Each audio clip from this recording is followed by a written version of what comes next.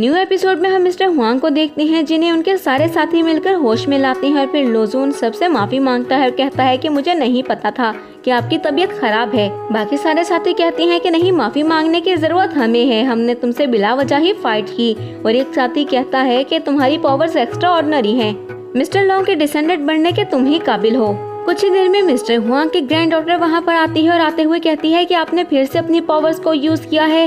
मैंने आपको कितनी बार मना किया है कि आपकी तबीयत ठीक नहीं है, अपनी पावर्स को यूज मत किया करें।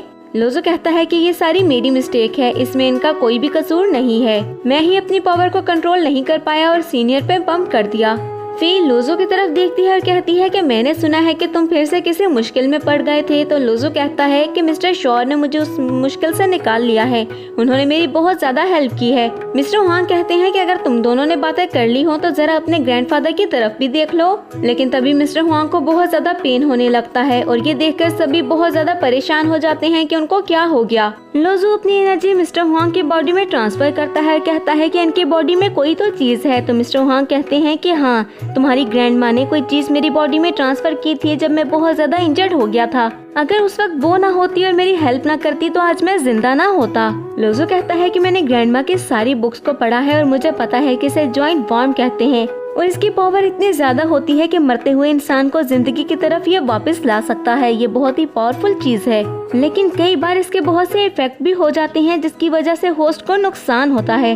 फी खड़ी होती है और कहती है कि मुझे बताओ, मुझे क्या करना चाहिए, ये मेरे ग्रैंडपा हैं, मैं इनको कैसे बचा सकती हूँ। मिस्टर हुआंग खड़े होते हैं और कहते हैं फिक्र मत करो, मैं बिल्कुल ठीक हूँ, देखो मैं तो बॉक्सिंग भी कर सकता हूँ। और वो बॉक्सिंग कर दिखाने लगते हैं। तो फी उनको रोकती है और कहती है नहीं प्लीज।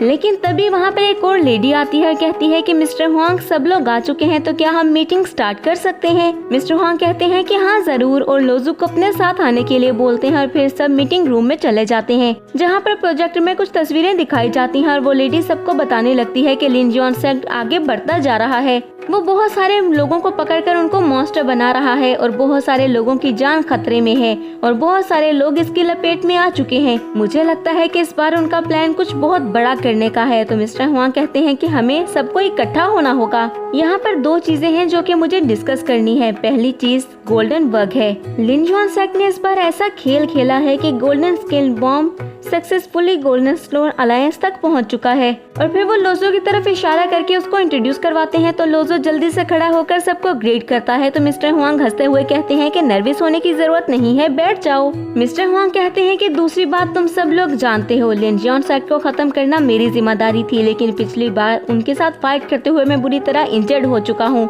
इसीलिए मुझे किसी और को ढूंढना पड़ेगा जो कि मेरी जगह लिन जुआन सेक्ट से फाइट कर सके। तभी एक आदमी कहता है कि कौन करेगा। फिर फी की तरफ इशारा करते हुए कहता है कि वो तो अपनी पढ़ाई में बहुत ज्यादा बिजी हैं, पिछली बार उनकी वजह से हम बच गए थे। फॉरेस्ट में हो रहे सारे एक्शंस को इन्होंने ही खत्म किया था, लेकिन मुझे लगता है कि फी को ही ये सारी जिम्मेदारियां ले लेनी चाहिए। तो तभी मिस्टर हुआंग कहते हैं कि तुमने इसके बारे में सोचा, ये अच्छी बात है, लेकिन इसको अभी भी बहुत एक्सपीरियंस चाहिए। फी अपनी चेयर से खड़ी होती है, कहती है कि अंकल आपने मेरे बारे में सोचा, उसके लिए थैंक यू कि आपने इतनी बड़ी जिम्मेदारी मुझे दी है। फी कहती है कि ग्रैंडफादर बहुत ज्यादा बीमार हैं और मैं इनको छोड़कर कहीं भी नहीं जा सकती हूँ, वरना मैं फाइट तो कर सकती थी, लेकिन मुझे लगता है कि कजन ये सारी रिस्पॉन्सिबिलिटीज को संभाल सकते हैं। तो तभी सभी लोग सोचते हैं कि हाँ ये बिल्कुल ठीक कह रही है। फिर कहते हैं कि मुझे इसके बारे में सोचना होगा और फिर मैं सबको बता दूंगा कि कौन ये सारी रिस्पॉन्सिबिलिटीज लेगा। रात में हम मिस्टर हुआंग को लोजो के साथ देखते हैं जहाँ पर वो लोजो से कहते हैं कि तुम्हारे पास अभी भी एक चांस है, अगर तुम अपना गोल्डन बग जिनशी को दे दो तो तुम इस सारी जिम्मेदारियों से आजाद हो सकते हो, अपनी पुरानी जिंदगी में तुम वापस जा सकते हो और आराम से अपनी जिंदगी गुजार सकते हो बगैर किसी टेंशन के। और फिर मिस्टर हुआंग कहते हैं कि मैं तुमसे एक और बात भी करना चाहता हूँ, अगर तुम वो सुनना चाहते हो, वो एक स्टोरी है, क्या तुम सुनोगे।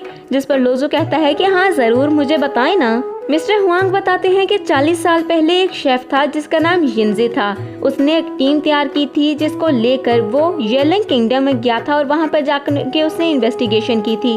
तुम्हारी ग्रैंडमा भी उन सबके साथ थी और उस वक्त हमें ये बात पता चली कि लिन जुआन सेक्ट को लीड कर रहा है और तुम्हारी ग्रैंडमा ने मुझे बताया था कि यिनजे को वो गोल्डन बॉम्ब मिल गया था रियून से, इंस्ट्रूमेंट की डेप्थ से। वहाँ पर एक डोर था, जैसे ही वो खुला तो काले रंग ने हर चीज को अपनी लपेट में ले लिया। वहाँ पर बहुत सारे कैनिबल आ गए जिसने सबके ऊपर अटैक कर दिया, लेकिन तुम्हारी ग्रैंडमा ने सबसे फाइट की और गोल्डन बग को भी हासिल कर लिया और उससे छीन लिया। तुम्हारी ग्रैंडमा बहुत से अच्छे मास्टर्स अपने साथ लेकर गई थी। तुम्हारी ग्रैंडमा ने उस डोर को हमेशा के लिए बंद कर दिया और उसके बाद जिंजी भी वहीं पर दफन हो गया। सिर्फ तुम्हारी ग्रैंडमा थी जो कि जिंदा बचकर वापस आई थी और ऐसा दोबारा कभी ना हो, इसीलिए तुम्हारी ग्रैंडमा ने गोल्डन बग को डिस्ट्रॉय करने की बहुत कोशिश की। लोजो कहता है कि क्या गोल्डन बग को मुझे वाकई डिस्ट्रॉय करना होगा? ग्रैंडमा ने मुझे कहा था कि इसको डिस्ट्रॉय कर देना, लेकिन उन्होंने मुझे ये नहीं बताया था कि कैसे। मिस्टर हुआंग कहते हैं कि मुझे इसके बारे में नहीं पता है कि इसको कंट्रोल कैसे करते हैं और इसको डिस्ट्रॉय कैसे करते हैं। तभी वहाँ पर फी आती है और कहती है कि ग्रैंडपा आपके सोने का वक्त हो गया है। तो ग्रैंडफादर कहते हैं कि अभी तो रात शुरू हुई है और तुम मुझे सोने का बोल दो, आज लोजो भी मेरे साथ रुकेगा। तो फी कहती है कि हाँ लोजो तुम रुक जाओ, वैसे भी लिन जॉन सेक तुम्हारे ऊपर दोबारा से अटैक कर सकता है। लोजो कहता है कि नहीं आज नहीं, मैं फिर कभी रुकूंगा, अभी आज मैं नहीं रुक सकता हूँ। फी उसे थैंक यू बोलती है और अभी वो दोनों बातें कर ही रहे थे कि श्याओ की कॉल लोजो को आती है और लोजो जैसे ही कॉल अटेंड करता है तो श्याओ कहता है कि जल्दी से मुझे बचाने के लिए आ जाओ वरना मैं मर जाऊंगा। लोजो पूछता है कि तुम कहाँ पर हो, तो वो कहता है कि मंदाला क्लब, और लोजो भाग के उस तरफ जाता है। लोजो जैसे ही क्लब में पहुँचता है तो वहाँ पर बहुत सारे लोग डांस कर रहे थे और वो रूम 107 का पूछकर उस रूम की तरफ भागता है। वो जैसे ही रूम के पास जाता है तो कहता है VIP रूम, ऐसा कैसे हो सकता है? मुझे लगता है आपने किसी गलत इंसान के रूम में मुझे भेज दिया है। वेटर कहता है कि नहीं ये सही रूम है और जैसे ही दरवाजा खुलता है तो लोजो शॉक हो जाता है और श्याओ भागते हुए आकर उसके गले लग जाता है। लोजो कहता है कि ये सब कुछ क्या है, जिस पर श्याओ कहता है कि मुझे लगा कि कल की वजह से तुम मुझसे नाराज हो गए तो मैं तुमसे अपोलोजाइज कर लूं। आ जाओ, मैंने तुम्हारे लिए डिनर तैयार करवाया है। लोजो कहता है तुम पागल हो गए हो, डोडो मेरा इंतजार कर रही होगी, मुझे वापस जाना है। तो तभी उससे जाने से श्याओ रोकता है और कहता है मेरी बात सुनो।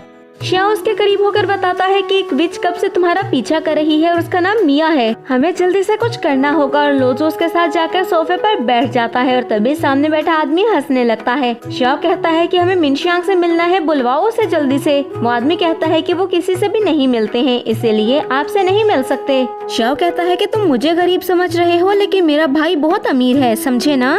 श्याओ लोजो के पास से बहुत सारे पैसे निकालकर उनके सामने रखता है तो तभी वो आदमी कहता है कि मिनशियांग सबसे नहीं मिलते हैं, उनसे मिलने के लिए पहले अपॉइंटमेंट फिक्स करनी पड़ती है, बहुत से फ्यूचर में मौके आएंगे। कुछ ही देर में वो लड़की जो कि विच थी वो वहाँ पर आ जाती है और श्याओ उसको कहता है कि मुझे लगा नहीं था हम इतनी जल्दी मिलेंगे। वो लड़की शॉक होती है और कहती है मैनेजर येंग आपने मुझे यहाँ पर क्यों बुला लिया, ये लड़का मेरा कब से पीछा कर रहा था। वो बाहर जाने वाली होती है कि श्याओ उसको रोक लेता है और दूसरी तरफ लोजो मैनेजर को पकड़ लेता है। हम वेटर को देखते हैं जो कि सिक्योरिटी अलार्म बजा देता है और दूसरी तरफ एक बॉस को देखते हैं जिसको जाकर एक आदमी ये बात बताता है कि सिक्योरिटी अलार्म बज चुका है। तो वो बहुत ज्यादा गुस्से में आ जाता है और वाइन की बोतल को तोड़ देता है और इसके साथ ही हमारी ये एपिसोड यहीं पर एंड हो जाती है। तो फ्रेंड्स मैं उम्मीद करती हूँ कि आपको ये एपिसोड पसंद आई होगी। अगर आपने इसको एंजॉय किया है तो वीडियो को लाइक करें और अगर आप हमारे चैनल पर न्यू हैं तो चैनल को सब्सक्राइब करके बेल आइकन के बटन को प्रेस कर दें ताकि न्यू आने वाली एपिसोड्स आपको बिना किसी देरी के मिलती रहें।